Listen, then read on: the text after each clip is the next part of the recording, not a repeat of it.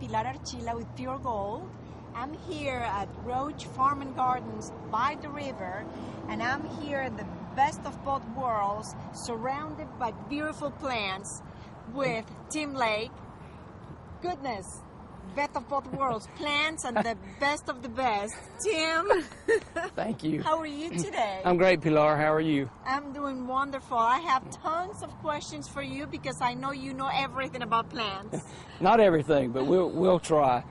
Glad to be here on a beautiful spring morning here at Roche's, where it's really busy on the highway, and it's really busy here. You can see that they have actually just unloaded a truck, so they're covered in plants of all kinds. They have every single plant that I can ever imagine seeing here. They really do, from veggies for your garden all the way through trees for your landscape. So, you know, as a landscape architect, it's really exciting to me to be close by here and have this resource and be able to come talk with people and work with the Roche family, who, you know, the agricultural family in the mid-state, going back a mighty long time. And so it's wonderful that they're doing plants and doing them so well here. And we're super excited because they have partnered with our friends at Southern Living to carry the Southern Living plant collection. Yes. So there's some just fantastic new selections of plants that you need to know about that work really well, designed and cultivated to thrive in our southern landscape. So we'll talk about some of those today. We'll talk about how to plan your landscape, how to deal with the problems and issues and opportunities that you have in your yard.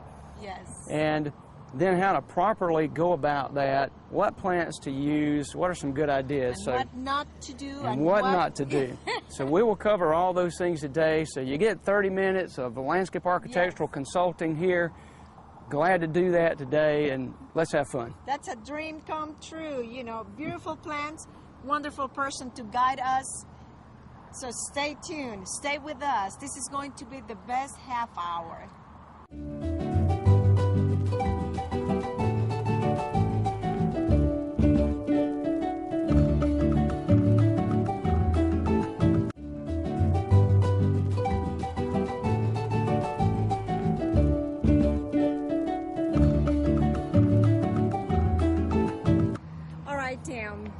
Here we are with lots of plants.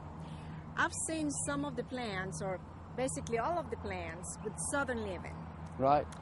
What would be the difference of buying a Southern Living plant that just going and buying just any plant?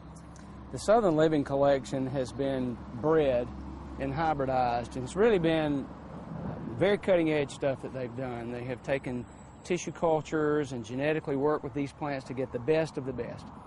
So we have plants that originally were very well acclimated to our area or even native to our area, and then the breeders at Monrovia in partnership with Southern Living have made those even better. So a lot of what's happened is they've hybridized these to work better with size constraints, with performance constraints. So if we look back behind us here, we have some really pretty loropetalums.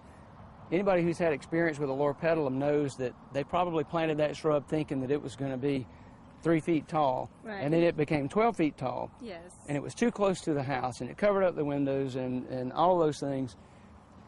What these guys did is took those plants, found the best, got the best color, the best size characteristics, so they were able to produce some plants that only get 18 inches tall, some that only get 3 feet tall. So you can have a loropetalum that keeps that beautiful purple burgundy color, that won't grow up and cover up the windows, you know, won't push the eave off the house, and achieve what you actually wanted. So later in the segment, we'll talk about how to pick what plant for the area you're going to plant, because we often see people get things that'll grow too big, or that don't take sun or don't take shade, and it fails then, and they've wasted their money and they're unhappy. So this collection has plants for those specific conditions that you may encounter. Almost every house is going to have a sunny spot, but a shady spot. The north side is going to be different than the south side of the house. So we have the tools now with this plant collection to really address that, and they label them well. They make it really easy for you to see when you come in. And to know what to plant and where. Exactly. You can look at that plant card and go, oh, it gets 3 by 3 feet on average, it's full sun, or it can take part shade, or it likes really hot, dry, or it'll take drainy, wet places. So all of those characteristics. So that's part of what's really nice about the Southern Living collection. It just is the very best for us here and is made so that it's easy to work with, both in your landscape and at the point of purchase to figure out what do I need. And as you can see, the Roche family has a lot of stuff back here, and yes, down on the river, this goes back here for about a good half an acre. So no shortage of plant material, and if they don't have it, they'll get it for you. So that's a good thing. That's one thing I know. I'm a plant lover. You'll find me here every single season. Spring, summer, fall, I'm here all the time. Not only buying plants, but buying fertilizers and things like that to go along with, what I need for my plants. Because I really don't know much about it, and I read and I try to learn from people like you. Like, when is the best time to plant? Sometimes people mix plants and then they're not happy with it. That happens all too often. A lot of the calls that we do get are people who say, I've worked at this, I've tried, or my husband did so-and-so. We solve a lot of marital disputes at T-Lake. We keep people together. Did you do counseling? Yeah. Well, we always say we charge extra for that, for marital counseling. But that's very common that somebody went out and they just saw something and it caught their eye and they bought it as an impulse instead of doing a little bit of research, and they planted the wrong plant. So that's never the plant's fault. It's not the garden center's fault. That's your fault if you didn't do the homework. So it's good to start with good information. So some of what we'll talk about today is how do you start and what's the process to go through. So plain and simple, Pilar, start with good planning. So plan. That doesn't mean you have to have a really intricate, detailed plan. It doesn't mean you have to go hire a professional. We would love you to do that as landscape architects, but at the same time, in your own yard, first of all, study what you have. The Japanese, in their design of gardens, have had a historical approach of live through all 4 seasons in the garden before you try to plant anything.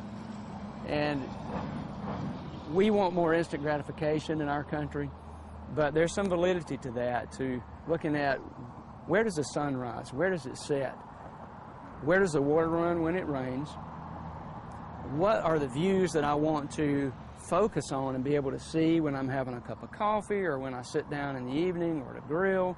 When visitors come, what do they see? What do I want to cover up? Do I have a neighbor who has some hideous thing across the fence? That's right. What do I want to cover? So what do I want to screen? What do I want to accentuate? Sun, shadow, the prevailing winds. People don't think about that. Here in Middle Georgia, our prevailing winds are from the west, generally west-northwest, sometimes southwest.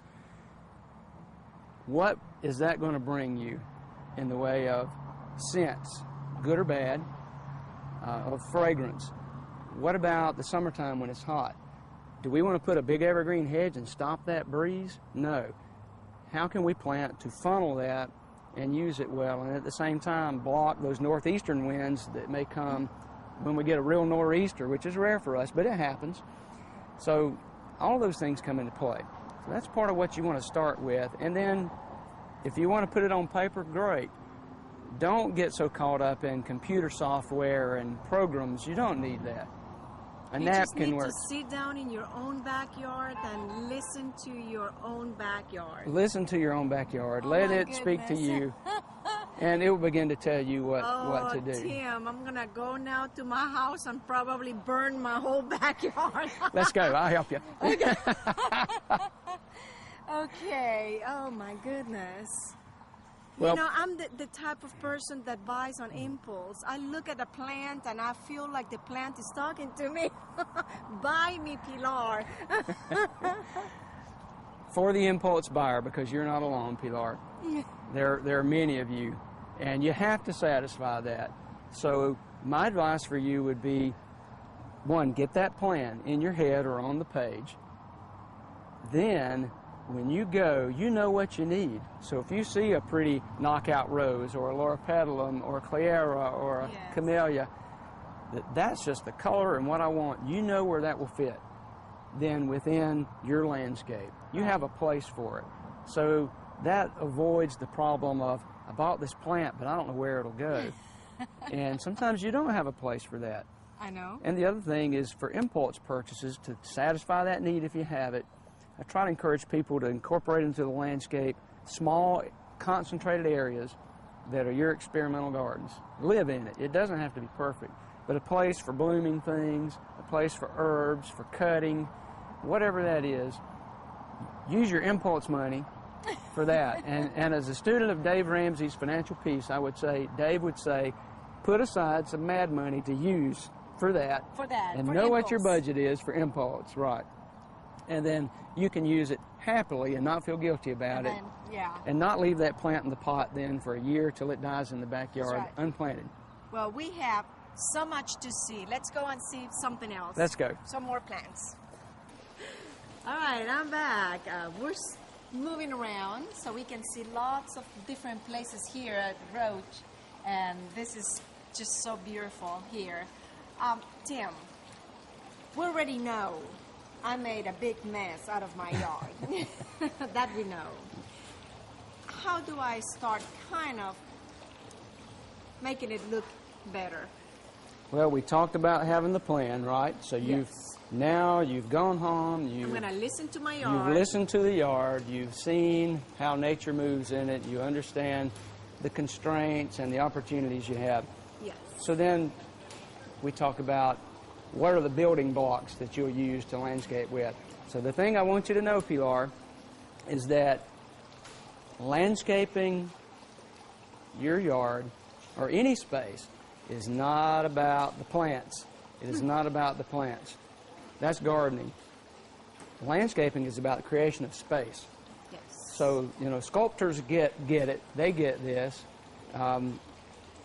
When you go through our program at UGA in the landscape architecture school, our first classes don't focus on plants at all. They focus more on space. So we start with sculpture of space. So when we look at anything, even this beautiful fountain, there's positive and negative space about this, and how does that draw you in? So think of the plants as the building blocks. Other building blocks can be hardscapes, which are fountains, pavers, fire pits, pools, patios, outdoor kitchens, lighting. All of those things are elements that you use to build with. In the same way that the architect in doing a building uses brick and stone and wood and steel, we use plants To make and hardscapes beautiful your space. to make the space. So when you're lost as far as what to do, begin to think about spaces in the garden and how you would use it. So it's all outdoor rooms. So let's focus on the plants, because that's where people usually get it wrong first and get it the most wrong, are the plants. When you think about the plants, first thing is to think in layers. People call us a lot at Tea Lake and they go, I want that southern living look, or I want it to look like, they may name a project of ours that they've seen. I want it to be like that. So literally, you know, how we achieve that is by texture and layering. So you start with trees. You start with the high level. The trees define the long view. They frame the house. They block the sun, or they accentuate color in the fall. So we start with trees, and then we move down to what we call accent shrubs. So accent shrubs are things like tea olives, Nellie R. Stevens hollies. They're the things that grow up tall, but they give us that next layer. And then we go to foundation shrubs, which are going to be a bit shorter, and then foreground, ground cover, and then your turf in the end. And if you have a really shady yard, some of our areas here in the Dublin area, subdivisions that have been there for 40 or 50 years, people call and go, well, my grass has died, what's going on? Well, what happened was, over 30 to 40 years, your trees closed their canopy. Yes. And so you have about 80% less sunlight than you had when you built the house. Plus, I see like the roots are coming out. Right. So you don't have much dirt or anything And for that. And that's a couple of things. One is erosion over time. The second is the trees get those prop roots up. That's what holds them up, like the base of a table. The other thing is, could be the species of tree you planted to start with. A lot of people love to plant maples here in our world. Maples are a beautiful tree. Most of them are better suited for the fall line up, so above Macon, because they sun scald and the bark splits. Never a tree for a parking lot, but maples are also shallow rooters. They get up on top. Our oaks tend to be deep rooters, a little bit deeper. All tree roots, though, stay in about the top 18 to 24 inches of soil. So picking well and then also designing so that in time when that area shades, you can sculpt that out and use a ground cover. So some of the plants that we might commonly use to address some of these situations of the different levels, let's just quickly grab a good southern favorite. This is one of my favorites. This is a tea olive.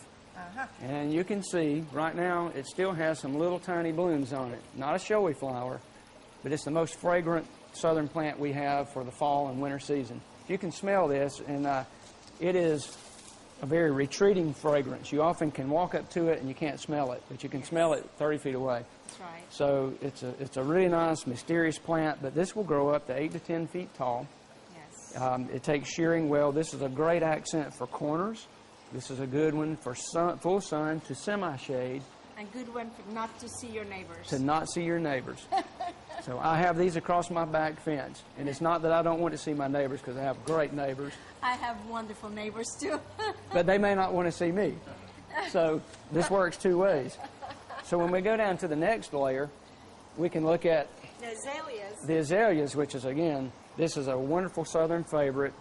Most of the azaleas we have are not native plants. They're great native azaleas, but most are not. They are what we call naturalized plants that came usually from Asia, from China, but they're beautiful. And so we've come to love them. This is an encore. So the encore azaleas bloom 2 times. That's why we call it encore. They will bloom in spring and they'll bloom again in the fall. And so you're getting double for your money. It's a good thing. They are proven performers, in the encore varieties that are in this Southern Living collection also can take full sun. And so people have heard me for 24 years now say, do not plant azaleas in full sun. Don't do it, don't do it. The encore can be planted in full sun. 2 filtered shade. You heard that here. You heard Tim for the first time in a quarter of a century say you can plant an azalea in full sun. Only encore. Don't do it with anything else. Great plant. Most of the encores stay low. If you have an encore and it's not in full sun, will do well? It will still do well. Okay. They don't like heavy shade. Okay. You know, we can use formosas, the indica azaleas in heavy shade. Okay. But the encore needs some sunlight, about half a day. Okay. 4 to 6 hours, we're still fine. It'll still bloom. I have some at my house in very heavy shade. They're performing great. Right now, my gardenia white azaleas are just completely full of blooms. Yes. So doing what they should do. Okay. So, and I want to talk about some plants that get used the wrong way. Our friends, the loropetalums here. Look how pretty and purple those are. Yes. Both of these from the Southern Living collection. One that will get 4 to 5 feet tall and stay. And this little guy that's going to be 1 to 2 feet and stop there. This is a good foreground plant. This is a great one to put in the front of the landscape. And a good way to use that is with a nice backdrop. So you get those 2 colors. So another thing for you to do is go home and research the color wheel. I'm giving you homework, Pilar. Look at the color wheel. Yes. You can find that, any Google will bring that up. The kids all study it in the 3rd or 4th grade. Colors that are adjacent to each other on the color wheel or opposite each other are complementary, or the opposite colors go together. And you can see on that tag there's a real nice graphic, a photo of a dark green backdrop with this great sunshine ligustrum. This is a top of privet ligustrum called Sunshine. Gorgeous. This is what its cousin is what the hedges at UGA are made out of. So this is a similar plant, but this one stays down low, and it keeps this kind of neat chartreuse color, which goes very well with a deep burgundy. Beautiful. Now, watch what colors you get. This will not go with red. It'll look terrible. So, you know, use that color wheel and watch it.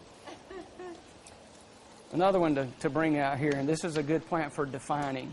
Sometimes there's a case where you want to do a formal hedge, define a walkway, make a knot garden, and some of our great formal landscapes. That's a T-Lake signature or our formal landscapes that we do. Or you may want a specific singular plant that's going to be pruned into a topiary or a shape. This is a type of boxwood called Baby Gem, G-E-M, and Baby Gem is a favorite for mine. You can find some of these around First Methodist Church on Gain Street here in Dublin, 3 feet by 3 feet, and it stays there. So it has a nice globe shape. Yeah. Doesn't get huge, not like our traditional boxwoods that sometimes, again, outgrow what people wanted them to do. So this is a great texture, great color. This will not bronze up in the winter and look like it's burned. So a good plant. So again, that layering and how we use these to define, we need a 6-hour show to really go through the whole design process. Let me ask you, all the plants that you just showed me, right, all of these survive winter. These all survive. They're not gonna die in the winter. No, and that's a great question. We have 2 types of plants, deciduous and evergreen. The deciduous lose their leaves, but they don't die. They just go dormant. That's like our hydrangeas, and we'll look at some of those here in a sec. Evergreens, like the boxwood, the holly, stay green all year long. Right. You want a mixture of both. If you use all deciduous, if all your plants just bloom, and then lose their leaves in the winter, you'll have nothing that sticks. So it's good to go in like your hydrangeas. So when I do hydrangeas, I'm typically going to have a background of, say, my tea olives, and then I'll have my hydrangeas placed in the foreground so that when they lose their leaves and they're just sticks, I have something green back there. Right. And that keeps your yard looking lush no matter what the time is. Right. So, and then you can prune these at the proper time. Right. People don't notice that they went away. And when you do something like a hydrangea, what I recommend, instead of a 1, use what we call the Fibonacci series. Follow that. Fibonacci was an Italian mathematician way back there in the Galileo kind of days. And he found in nature a sequence that is repeated over and over and over and over. And it's that rule of take a number, a prime number, add the next prime to it, keep going, keep going. So you can go real far with that. What we do is groups of 3, 5, 8, 13. Once you go to 21, then usually it's time to stop. But in those lower numbers, it makes a real difference. So when I get 2 plants, let's get 2 green ones here. If I put 2 plants in, I am focusing on what's between them. So a small, even number of plants is going to make you focus on what's between them. Right. You want to do that when you're trying to flank an entrance. That's about all. Or maybe flank a fountain. But in a bed, in a big bed, it would be much better to have 3. 1, 2, 3 there. That brings harmony. Visually, human beings are more drawn to that. It's more pleasing. So the 3, which is Fibonacci series, right. This also plays with the proportions from the Greek golden mean. Everybody's heard of golden mean. Right. So those are rules for planting. There's more to this than just plopping down plants. Yeah. So I'm going to tell you, an amateur landscaper will plop plants in the ground. A good landscape designer, garden designer, or landscape architect will never do that. There's science behind what you do. Right. And there's a reason why it works, and there's a reason why the places that make you go ooh and ah when you drive through Buckhead or you go visit Biltmore Estate in Asheville, North Carolina. That's because there was a landscape architect who thought about it and designed it. Every single thing that is in there has That's a it. reason. And so when we design in our office, that's what we start teaching from day one with our folks when they come out of the program. Hey, how are you employing rules of proportion and right, we have actually 7 principles of design, and we deal with harmony, scale, rhythm, balance. So those are things think about when you're doing it. If it looks good to you, you've probably hit one of those rules. So again, layering those, start tall in the back, In the back tall. drop down as you come forward. Let me ask you something. All of these plants, you have all of this right here in Roche's. Right Every here. single thing that you have told me, the trees, the Yep. tall, the small, everything sold here at Roche's. It's all here. And you know what else is here? Pots, small pots, big pots, fountains. There's some beautiful cobalt finished pots over there. And the fertilizer and everything. The fertilizer, to take care of it is all here. The soil, you can see right in front of you and me, are the Miracle Grow potting mix. And a great thing that we like at Tea Lake is that Roche's also has a huge fertilizer plant. A lot of people don't know that. Our farmers know that because they blend an awful lot of fertilizer. They blend fertilizers for us too. And they have the most commonly used fertilizers, the stuff you need to make your plants thrive here. Roche's blends. So they make it right here. A great triple 19, a 1648 with some iron in it, and our plants in the south need iron. That's right. They have micronutrients in. We have a fertilizer we use at Tea Lake from them that has boron and manganese and magnesium and zinc, copper, all these things that just like humans need all these micronutrients, plants do too. So we actually often see iron deficient plants in Middle Georgia. Yeah, we cannot expect to just plant and look beautiful unless we give them Exactly. the nutrients that That's, they need. that's exactly right. So I always recommend that you start with a soil test. You can bring that to Roche's. They can send your soil off, have it analyzed, and recommend what fertilizer do you need. Our Cooperative Extension Service also offers that service. I think it's $6 at Extension Service to do that.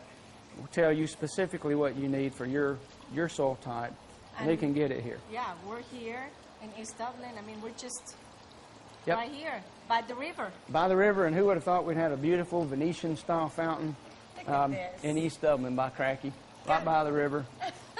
Some great And we pots. also have vegetables and all kinds of plants. We have, God, I love this. I'm here way too many Saturdays because on my way to my garden up Buckeye, almost every Saturday I have to stop and get some other kind of plant that I want to plant in the garden that gets too big, according to my wife. So Let me it's a tell good you, thing. I really don't need another plant, but I'm all the time here looking for something that I don't need. Thank you for joining us. Keep watching TV 35 as we bring you more with Tim Lake and Roche Farm and Garden. See you next time. Welcome back to Roche Farm and Garden as we are joined with Tim Lake. Well, here we are. I was looking at the baskets here, but you know what? This got my attention. Here you are. The impulse buy again, right? Really, Pilar, in a heartbeat. Buy this, go home, and then probably not know what to do with it. Let's turn that so the viewers can maybe see in there a little bit. These are actually bromeliads in here. You know, they don't need soil to live.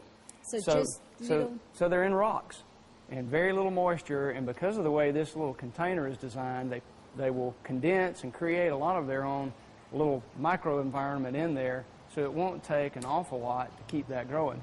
And these will live for decades this way. So an unexpected find, that's worth a little impulse buy to have that as kind of a terrarium with tropical bromeliads. These grow in the rainforest up in the nooks of trees. So not too much water, not really. You would probably almost never have to water that, just once in a blue moon. So those are easy things. So when we talk about the impulse buy, whether it's for the home or for the landscape, there are lots of great things that you can add. Everybody likes color in the landscape. That's probably one of the biggest questions I get when spring and summer come. How can I make it look more lush and colorful? If you make a good evergreen backdrop, like you and I talked about earlier with the tea olives, the boxwoods, the lorpedalums, the hollies, then in the foreground you can really work with some of our more tender plants that will bloom in the summer, and some of these, will die if we get a freeze. In Florida, we used to have tons of this plant. Florida, the oleander, and this is a great old-fashioned plant. that you used to see everywhere. You can see this Everywhere one's, in Florida. that one's getting ready to have a great bloom. This looks kind of like a, I think a calypso probably. Big hot pink bloom. These will survive our winter. They may get knocked back, but you can usually prune the oleander and it'll come back next year. People have a misconception that here oleander is poisonous. It is if you eat it. It is if you burn it. And I would say take caution with any plant that you burn. But At it's my a great mom's plant. house, this particular one got really, with this hot winter, got very brown. Really burned. Should I just cut it? Cut it back as low as you can go till you see green stems and let it regenerate. It will regenerate. It will regenerate. You can cut it to the ground if My you want mom right now is out of the country. Should I just cut it down and start praying that it regrow? to. Cut it down while she's gone. Because probably in the next few weeks it will go ahead and regenerate. It will start. Yeah, Right. I'm afraid to cut it because what if it doesn't regenerate? Go and buy a new plant and then just... Right, if it doesn't. And something we should probably tell viewers that after this winter, we are bracing for a lot of plant losses, and Yes, you're going to see a lot of turf damage as it comes out of Yes. dormancy here in May. Just because we went from 70 degrees to 20 degrees really, really quickly this year. Yes. So that can't be helped, but that doesn't mean don't get this stuff. It's worth it. There are a lot of neat things. For a wet place, a papyrus. Yes. Papyrus is great. You can actually grow it in water. You can put the pot down in water, put river rocks on top of the pot, put it in your water garden. I have a little pond, little pond, and I used to have those. It's a great inside. background accent plant for the pond or a wet Yes. spot. This is one of the southern living plants. This is a new Mahonia, which is an old-fashioned plant that kind of fell out of favor for a while. People forgot about it. This one stays really dwarf, evergreen, good for a semi-shade spot, a corner, coming up somewhere, a Yes. detail spot in your backyard where you'll be close to it. That's really worthwhile. Any of the color plants, as we walk through here, and even the hanging baskets that you see, those are things that if you're going to impulse buy, Yes. that's fine to buy a potted plant. You can hang these, you can turn a big pot upside down and set that on top of it. Are they annuals? A lot of these that you'll have in the hanging baskets are annuals. That means that every year they die. You have to start Yes. over. There are some perennials. An example here are the Cavendish bananas, the dwarf bananas. These are great back texture in shady places. They'll grow in full sun too, but in the shade, they will grow where other things won't. So to have this in the background and then bring other plants in front of them, this plant with some of the impatiens in front of it, that's a great shady combination. So Some of the the others- geraniums, do I waste my time bringing them inside in the winter and trying to take care of them if they're going to die in the winter? Well, no, and actually with the geranium, that's one that will often repeat for us for years. So you're doing fine to bring those in bring them inside. and use them again. You bet. There's nothing wrong with that. So it's never wasted effort if you feel good about it. I feel good about bringing everything inside in the winter. As long as you have the space, then you're good. Yeah, I have the space for my plants. Well, there are a lot of other shade plants too, and I want to focus on some that are back behind us here. These are caladiums, and as you can see, Yes. there are colors, and sizes, and textures that we haven't seen in a long Isn't time. another one that every spring they come back? They come back, absolutely. So no matter what happens, they'll repeat. That's another one that I purchased, and I So just you did well. You did well. And you can see the banana behind that. This in the foreground works really well in a shady environment, perform for you all the way until frost with no problem, and just repeat over and over. And very little care, very little pest problems. A lot of bloomers, some blooming plants need to have the blooms picked off to keep blooming. These, What no do problem. you do with the squirrels that go and keep moving your stuff around? What do I do? I want to know. Well, How do you keep them away from your yard? well, you have to realize now, I grew up down on the farm. I don't want to hear what do you do. You don't want to hear. Squirrel mole is a great dish. So smoked squirrel is good. Squirrel with bacon is great. I like you. I like you. But for those people who don't hunt And I don't like smoked squirrel with bacon fricassee or whatever. There are They a few. drive me crazy. Well, if I have yeah. tulips one year dig 'em in up. here, the next year the tulips are over there, and the next year I don't have tulips. Right. And they just keep digging. If I have tomatoes, they eat my tomatoes. If I have flowers, they take my flowers. Well, and I will tell you honestly what I tell people when we do classes.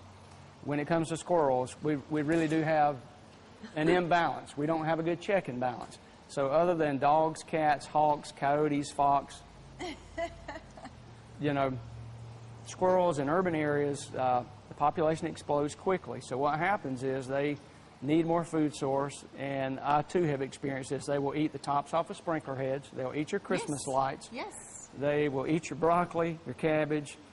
They gnaw everything. Okay, so it is a common problem. It's a common problem. It's not just my problem. A few things you can do. One, you can call the folks at All Good Pest Control. We'll give a plug to Lanny and Greg, and they can come trap squirrels and remove them for you. And they do that in a very humane way. Secondly, you can try cayenne pepper sprinkled in your beds. They love cayenne pepper. It's a very short-term thing.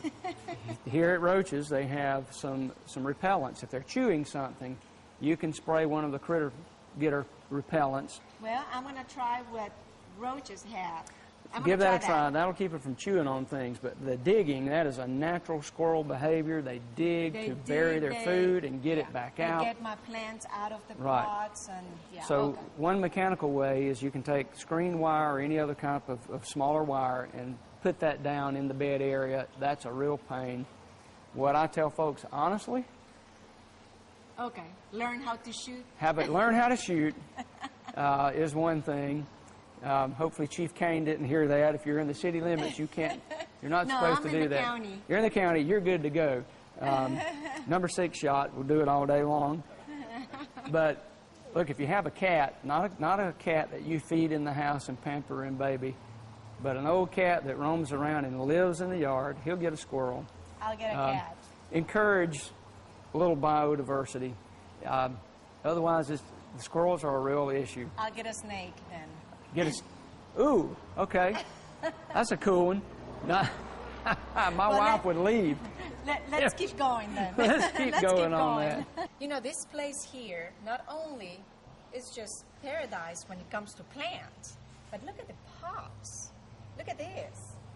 Yeah, Isn't this nice gorgeous? big square. Isn't this Absolutely. You know, I've seen places that I go, oh, this is gorgeous, and it's plastic. But this is the real thing. This is real. This is real. This is real fired clay. So, these are durable. They'll last. They take the outside This is weather. so pretty. And pots are a fantastic way to make a non-committal landscape move. So when you plant a tree, it's there. You hate to move it. You probably can't move it after a few years. You're committed. So this is non-committal. You can move the pot always, and you can use it different ways in different seasons. So in some of our estate care clients that we have, we use a lot of containers, a lot of pots. And we use different size pots to get density and texture. If you're going to do pots, there are a couple of things you can do. If you really want to be non-committal, you can actually take a plant, or more than one plant, and you can set it in the pot and leave it in its nursery pot. You can put it on a couple of bricks, you can put some moss around it, do anything that way, just to use for the season. So that's one great way. You can also use that if you're going to have a party as a way to temporarily stage something up. And, my very first job was in the Orlando market. So we did a lot of work around Disney and then did work with Disney. That is what they do so much there. They use in-ground containers. Seasons they do different. Let me ask you if it's true that your plant grows according to the size of your pot. Is it true? That is true. And that's also true about the hole that you put it in.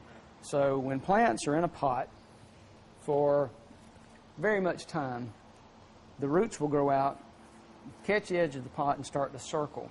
And so we call that being pot bound. When a plant stays too long, it becomes constricted. It can't get all it needs in that tiny environment. Right. So the roots go around and around and around. So when you go to plant that plant, you want to get it out of that pot, and break those roots apart. Otherwise, they will continue to circle. And for those viewers who live in the parts of Middle Georgia that have red clay, when you dig a hole in red clay, it's like a pot. So you want to break up the sides of that hole, particularly if you dug it with an auger on the back of a tractor, because it will glaze, it'll be very hard, the roots will grow to there, and they'll circle. And your plant will always be stunted. So you definitely want to break up the sides of the hole and let it grow. Now, when you come to container plants, if you're planting, say, a Meyer lemon, that's a great patio plant. You want a pot big enough to let that tree root on out. So you want to get an 18 or 24-inch pot, some of the larger varieties here. Yeah. If you really want to keep something dwarf, you can keep it in a smaller pot. Like bonsai. That is part of the technique, is restrict that root growth. Those are trees that would normally get 20 feet. You can keep it there. Tiny containers. So if you're going to plant permanently in a pot, say the lemon tree, you definitely want to put some river rock or gravel in the bottom and a little layer for drainage. You want to be sure the pot does have a drain hole in it, because you'll drown the plant.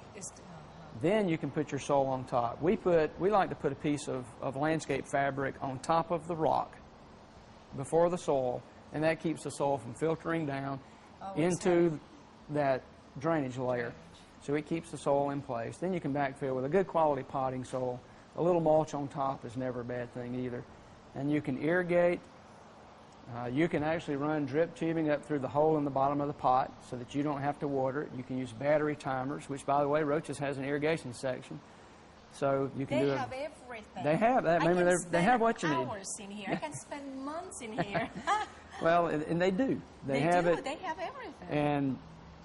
And Kelly Roche has done a great job of thinking about what people need and want in this environment. And we've had great conversations about the types of things that you need to take care of any landscape need. And so they have that covered soup to nuts. Every time I think of something, I know they have it. Well, and if you're a person who you know you're not going to water your potted plants, put some irrigation there. You can tie it to your big system. If you don't have the time. Sure, that, or you can even. The plants. They're inexpensive battery timers now that you can hook on a faucet, run a little piece of tubing over there, and have it turn on and off. Or if you're going on vacation, if you're going out for a month or something, it's going to be taken care of. And you can even hook those things up to keep water in bird feeders and fountains and all that. There are lots of ways to inexpensively do that. You bet. Well, let's go. There is a lot to see. There's a lot. Let's see the veggies. Yes. All right, herbs. Just smelling the rosemary make me hungry. Yeah. Very, very aromatic, and I don't want people to be afraid to use herbs in the landscape. There are a lot of ways to do that, and people often think about these as just vegetable garden plants. They're not. No, they look beautiful in any garden. Well, and to have a great kitchen garden that you can actually use, just get it close to the kitchen. Make it easy. So if that means putting it in some of the big pots, that's fine. If that means planting it out in the yard, that's fine too. The neat thing about rosemary, besides the fact that it's great on chicken and pork, is that it's evergreen, and you can actually use this as a landscape plant. So we sometimes do formal hedges out of rosemary. It takes shearing very well. So that's just one of the great ones. Fresh herbs, I'm a barbecuer. I like to cook meat over the fire. When you can use fresh herbs with that, it makes a huge difference. One of my big mistakes, every year, I used to have rosemary in big pots. Every year I used to bring them in and died. And my mother had rosemary outside.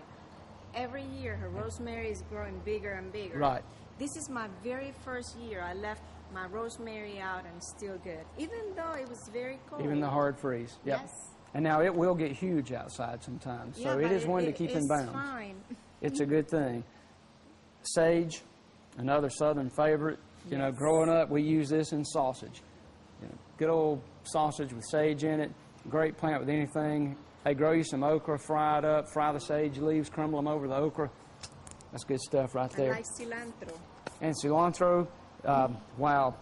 To include in everything. Salsa, add it with your ceviche. There's so many things. Oh, and potato salad with cilantro is delicious. Yep, good stuff.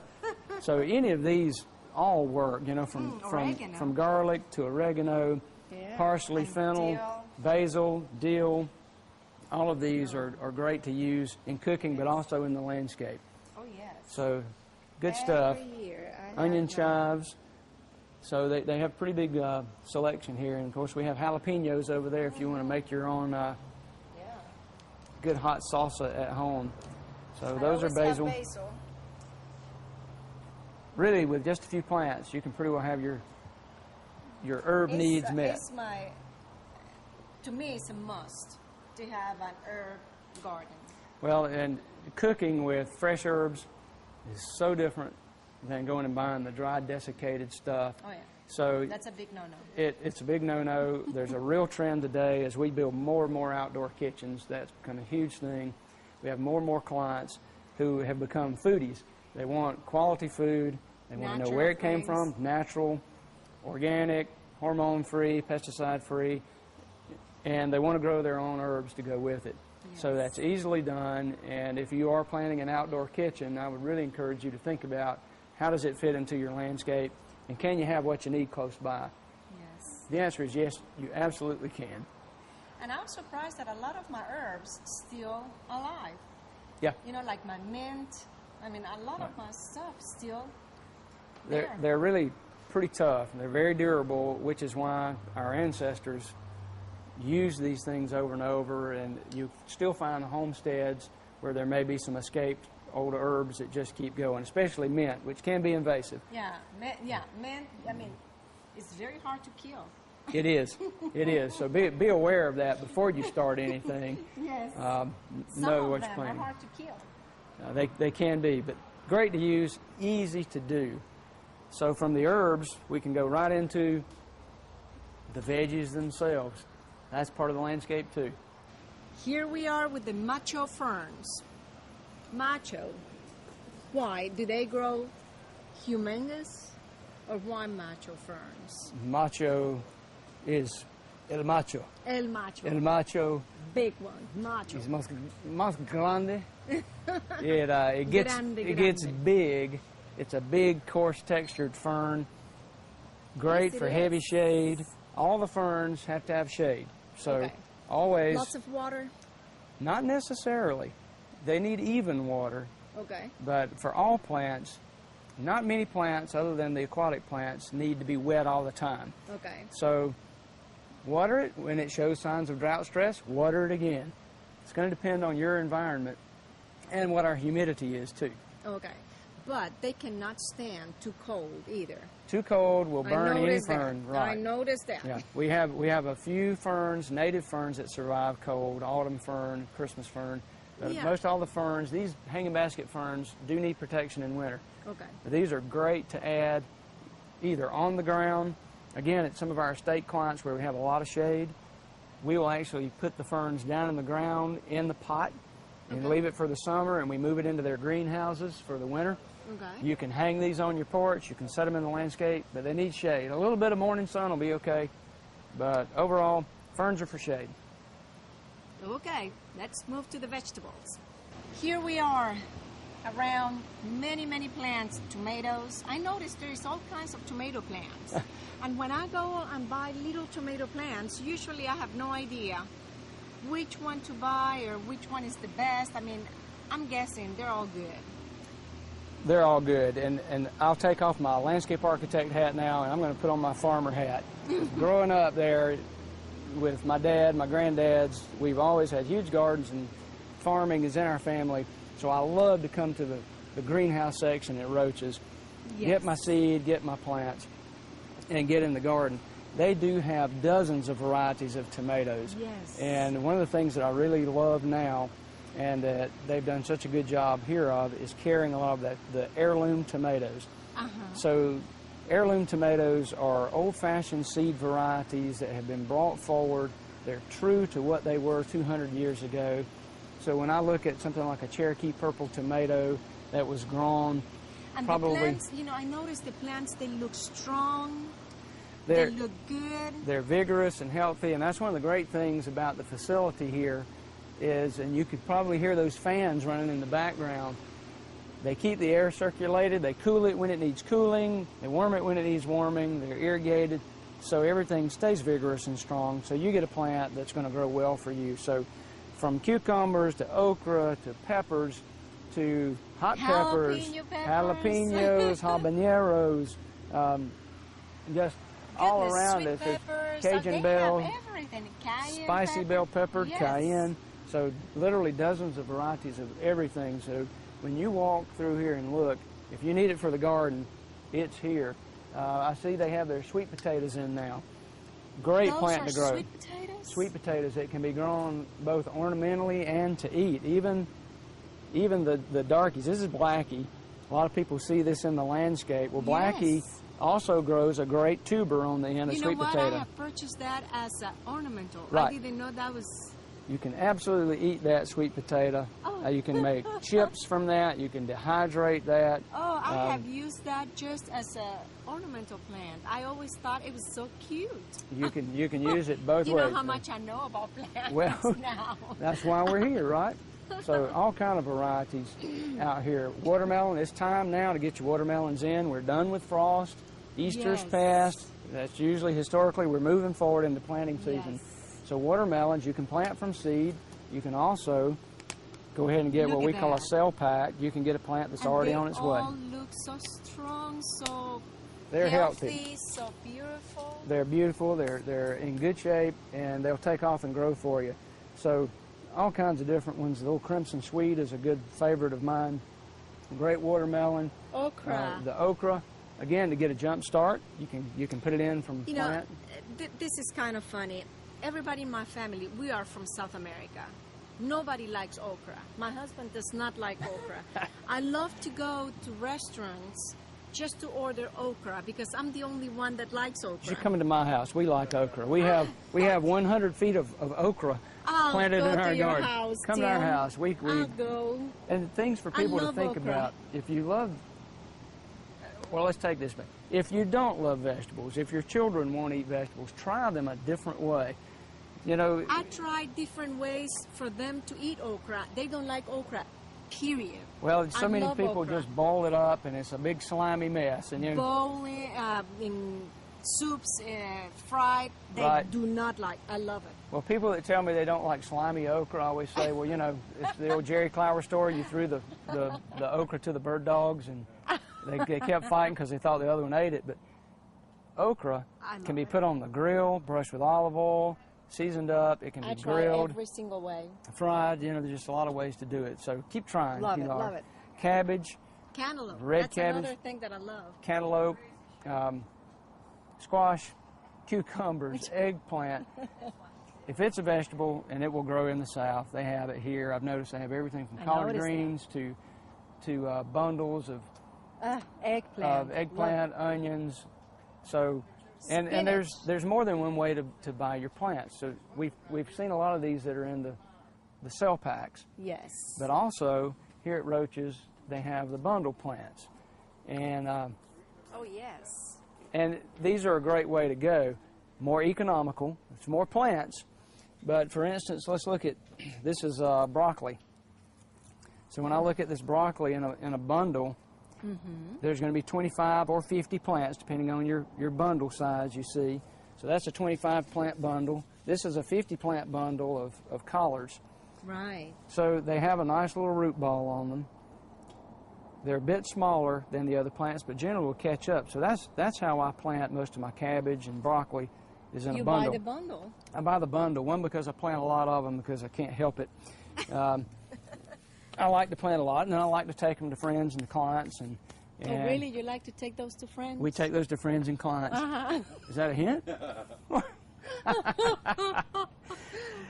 About okra? And okra, I'll fix you up with okra. So that's a good way to do it. I mean, they have bundles of everything: tomatoes, sweet banana peppers, and bell peppers. A lot of these plants come as bundles, and it's a great way to start. It's a way to lower the cost. If you're going to buy a bundle, and you're not going to plant a huge area, then share those with your family and your friends. And we've done that. Sometimes my brother and I will split up bundles of certain things if we have more than we need.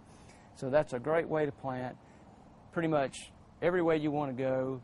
And, you know, last but not least, in the landscape and in the garden, there are also all the blooming annuals, the petunias and vinca and periwinkle, lantanas, salvia. So a lot of those things you can add into your landscape, or you can incorporate into your garden. Yes. So, and Well, you know, I love lantanas. They die, they come back, they die, tough. they come. You cannot kill that they're stuff. a very hardy plant, Yes. and they attract butterflies.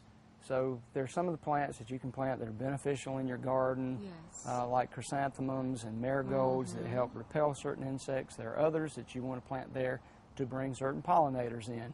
So that's a whole nother show, a whole nother day. A Well, lot to listen, learn with there. you, we can just talk forever and ever.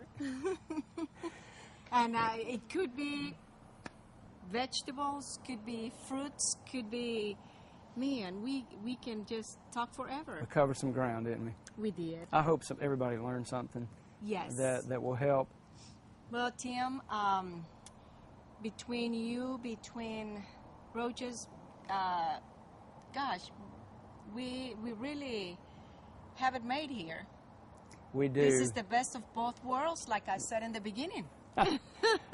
Well, you're awfully kind, Pilar, and it's been a great time to be together. It's a great Yes. place to go to find what you need, or if you just want to come somewhere and take a stroll down by the river walk is there. It's beautiful. So a good spot, and the Roche family has done a great job with the facility here.